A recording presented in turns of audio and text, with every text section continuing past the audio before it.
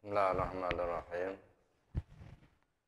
Assalamualaikum warahmatullahi wabarakatuh. Alhamdulillah alladzi ahyana ba'da ma amatana wa ilaihin nusyur.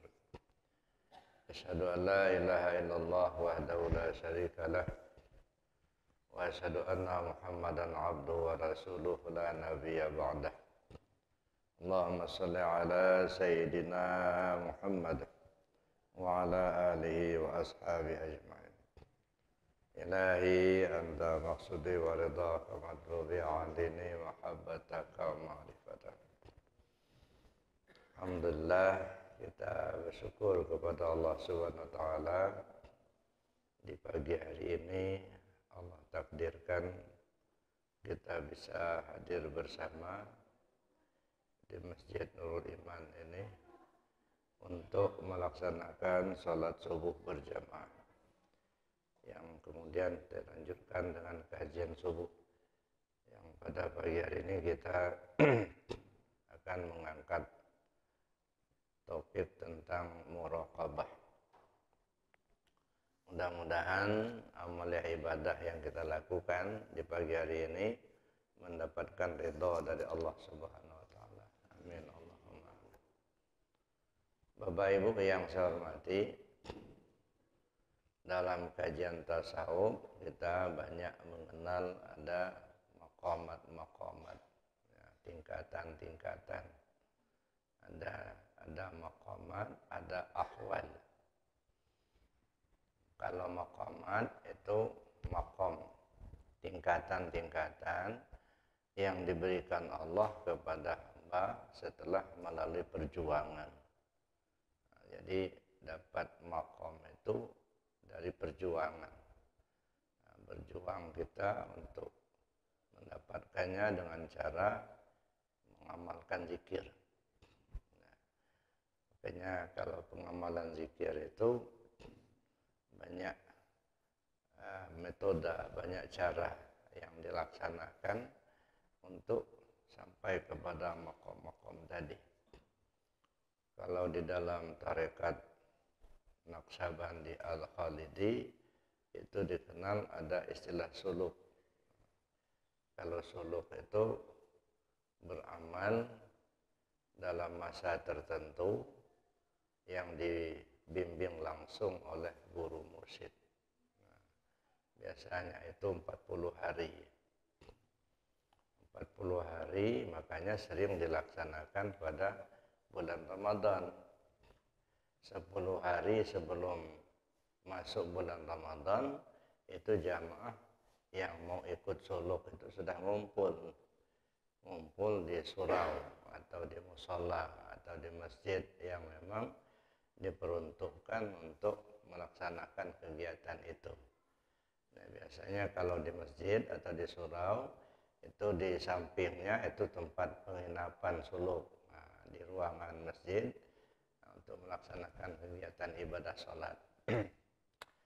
Hanya 10 hari sebelum masuk Ramadan mereka sudah ngumpul. Dan mereka sudah puasa.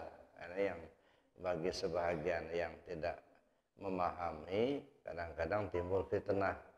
Orang-orang tarekat udah puasa sebelum masuk Ramadan. Puasa duluan. Sebenarnya bukan puasa duluan. Karena mereka melaksanakan suluk selama 40 hari.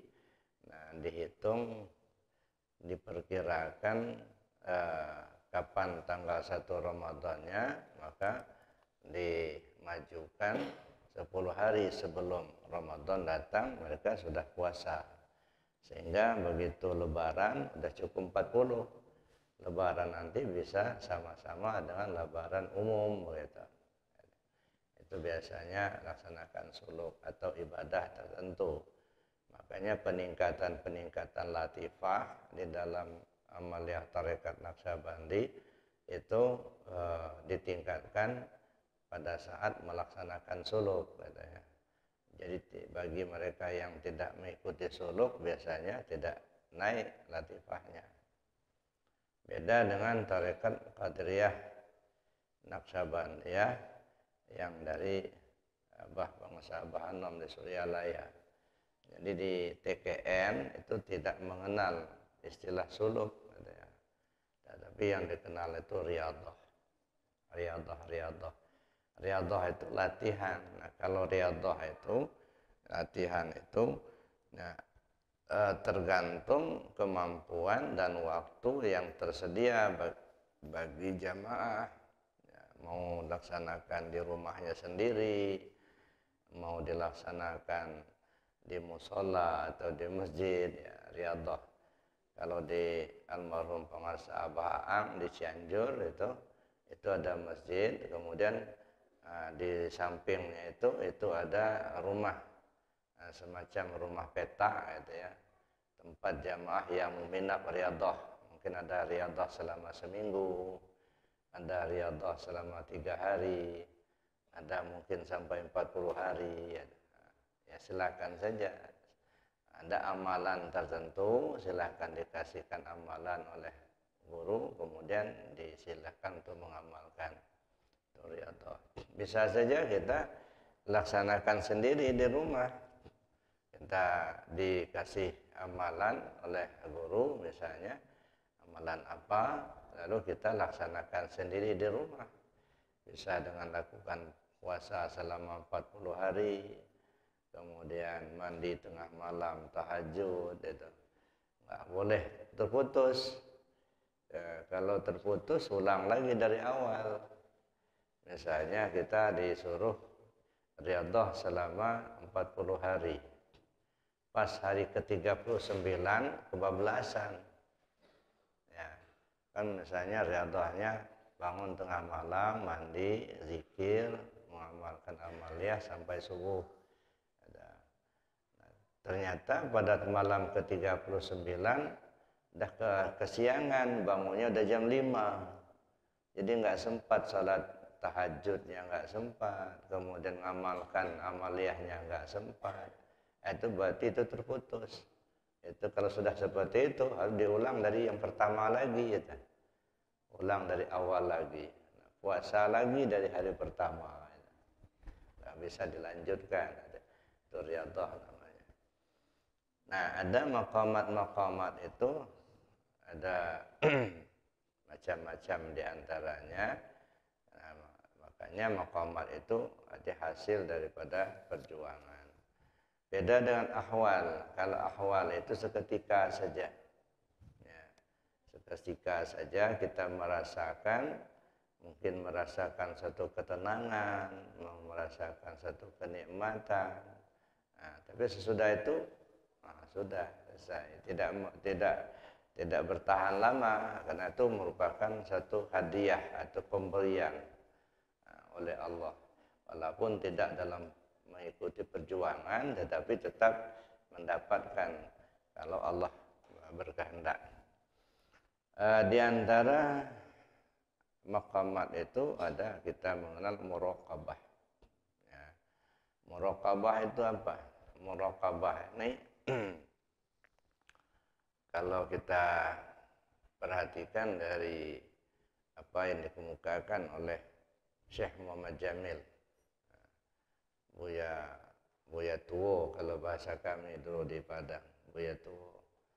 Jadi karena pondok pesantren Syekh Muhammad Jamil di Jawa Padang Panjang itu beliau yang mendirikan, kemudian dilanjutkan oleh Buya Syekh Muhammad Ali Syarif Datuk Maninjun. Nah, untuk yang putra, yang untuk perempuannya itu dilanjutkan oleh Umi Hajah Rabi'ah Jamil. Jadi beliau menyusun sebuah buku disebut Tanwirul Qulub. Nah, dalam buku Tanwirul Qulub itu beliau mengatakan, ya ayyuhal insan, idza aradta an takuna 'abdan shalihan nashitan fi ibadatillah fala budda laka min muraqabah fi kulli waqtin min awqatika wa fi kulli sa'atin min sa'atika wa fi kulli lailin min layalika wa fi kulli naharin min naharika. Ma ma'na al-muraqabah? Al-muraqabah an ta'budallah ka'annaka tarahu fa in lam takun tarahu fa innahu yaraka. Ini yang beliau tulis dalam buku beliau Tanwirul Qulub.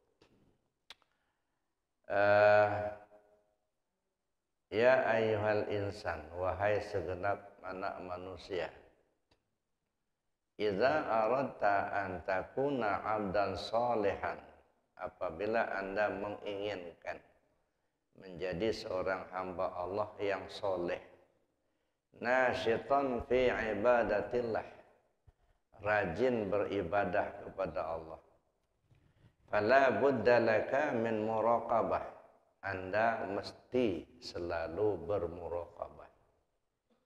Fi kulli waqtin min awqatika, di setiap waktu-waktu yang kau lalui. Wa fi kulli sa'atin min sa'atika, setiap detik-detik yang kau temui. Wa fi kulli lailin min layalika, setiap malam yang kau lewati.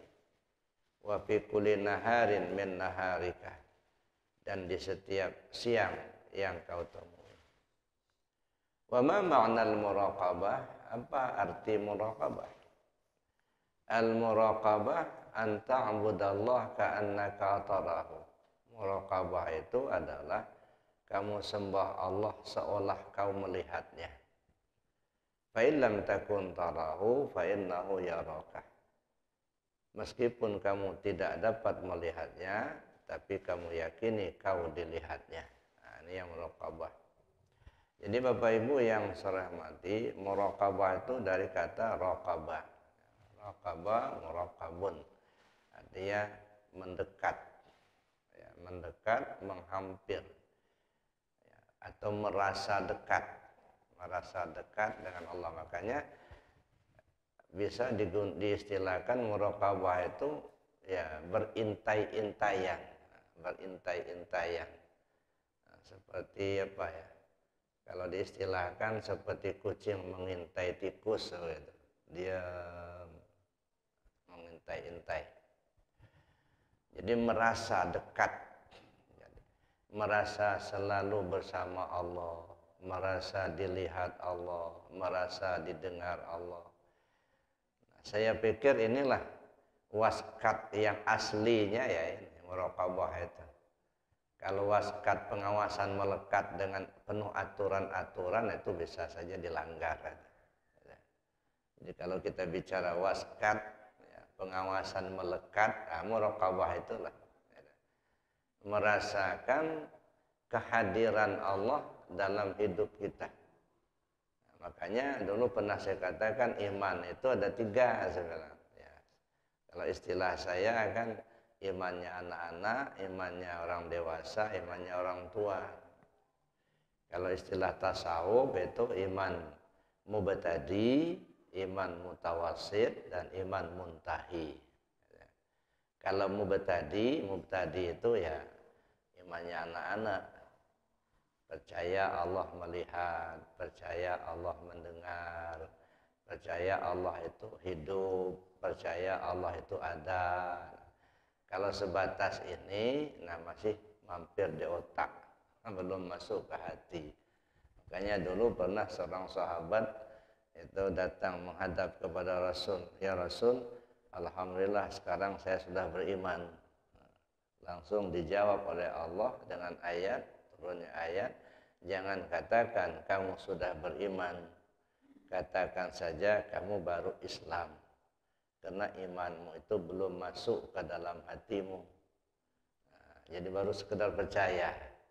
Percaya Allah melihat, percaya Allah mendengar, percaya Allah hidup, percaya Allah itu ada.